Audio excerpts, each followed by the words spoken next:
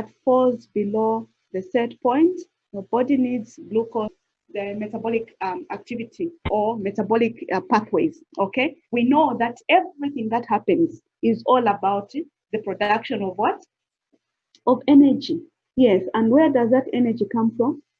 That energy comes from the food that we eat and all from the glucose that we eat. Remember when we talked about photosynthesis, the power, the most important pathway where energy is formed, where glucose is formed from light. So now, have you seen that there are two things there? Okay, this extract showed cynic. So other than just lowering the blood sugar, which is in the normal, it also gets to maintain and manage diabetes, okay, which can be caused by either if it's diabetes 1 or diabetes 2, with so many other causes that we have looked at.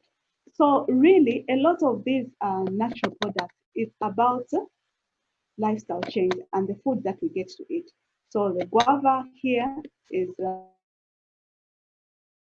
can also be used. Okay, the properties hypothesis of tannins give guava antidiarrheal properties other than the anti-hyperglycemic activity. Okay, the tannins, we have learned about these tannins, and one of the properties is that they're complex. They can be used for anti-poisoning and then also stomach pains, but then tannins, you have to be careful with them because they can also be very nutritious. Okay, while you eat very nutritious food, you eat food, you drink something or eat food that is high in tannins, it just complexes all the good nutrients that you've eaten, especially the minerals, and then your food is declared not nutritious at all.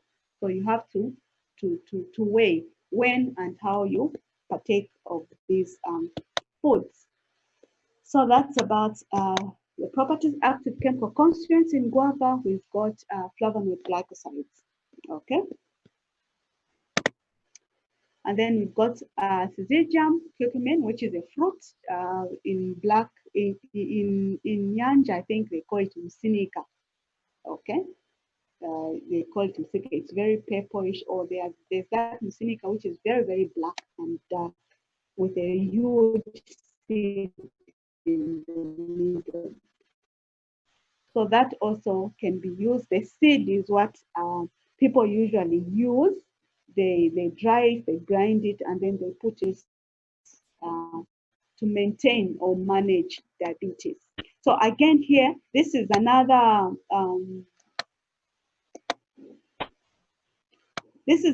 assay that can be done in order to see the hypo and hyperglycemic activity. So go through this. If there's any question that you may have, please don't hesitate. You can write an email so that we have points of discussion. Okay, so that we have points and we see. And these are very, very important, even for the other one, for the antihepatotoxic. Please know how you can actually test for antihepatotoxic or hypoglycemic or diabetic activity. So all these that come after, they are just assays that can actually show how we can test for these claims that can come on. So some abstract in vivo studies of antidiabetic plants used in Southern Africa. So this is another example that I've shown. So these there are different assays that can be used, all pointing to the same activity, or to the same quest to find activity of the natural products. Any question?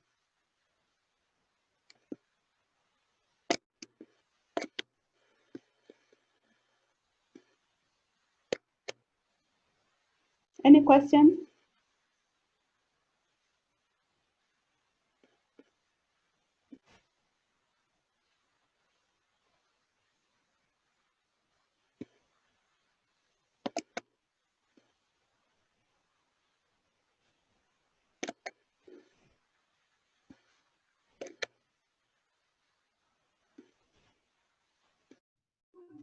Hello, madam. Hello? Okay, Yes, so Kusiko. since we've learned that onion and sometimes guava all have a property of anti-hypoglycemia, something like that. So does it mean that if you combine those plants together, you can get a much more potent response? Maybe you just have to use them individually. No, no, no, no. That's combining um, extracts to say that you're combining so that you have a more potent. It's not. It cannot answer that question in the affirmative, in the positive. Why? Because we don't know you need to know the chemical constituents that are in there. Okay, if there are these chemical constituents and chemical constituents in guava and in onion are not the same, and that is why studies are supposed to be done to see the mechanism of action. Remember the onion, we were actually looking at the mechanism of action. Does it work at the site that insulin works or glubentamide work? If it does work at those sites, then you can actually say it has almost the same mechanism of action as those ones. But most often, it's not that it will work at the same site. It may have other mechanisms of action. It can have other sites that it can bind in order for it to reduce the blood sugar.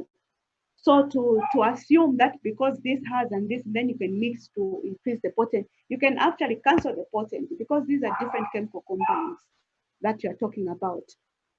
Even in the same way that while an extract, you use an extract, a crude extract, it has this effect. But the moment you start wanting to find out the chemical compound that is responsible for that activity, you find that it doesn't actually have activity. On its own, it doesn't have activity. But then, as an extract, it has activity. Why? Because of those other compounds which give it an added effect, synergistic effect, or when it's on its own, it just loses effect. Natural products are used in order for us to see the chemical compounds that can be used as scaffolds. So when you extract them, say this is the major chemical compound, but on its own it's not having activity, then it can be used as a scaffold in order for it now to synthesize something that can actually make it to have activity. Yes, McLawrence. Okay, madam. Partly in line with the question that Conrad has asked. So then, I don't know if I would say how come or is it safe that if, for instance, one has been diagnosed uh, with diabetes, they can just depend on just these same um, common ingredients you have mentioned here for full-time treatment as opposed to the conventional medicines? It yes, you can. You know, diabetes is like I say, it's a lifestyle. Yeah, it's a lifestyle depending on how far spent the condition is. Okay, is it type 1 diabetes? Is it type 2 diabetes? Is it because you don't have enough insulin? Or is it because the insulin is not being recognized? Or is it because you don't have proper digestion of the carbohydrates that you are eating? Or what is going on? So that has to be diagnosed. And with traditional medicine, you won't know what type of diabetes you have. Okay, that's where orthodox medicine is very, very important because of the diagnosis part.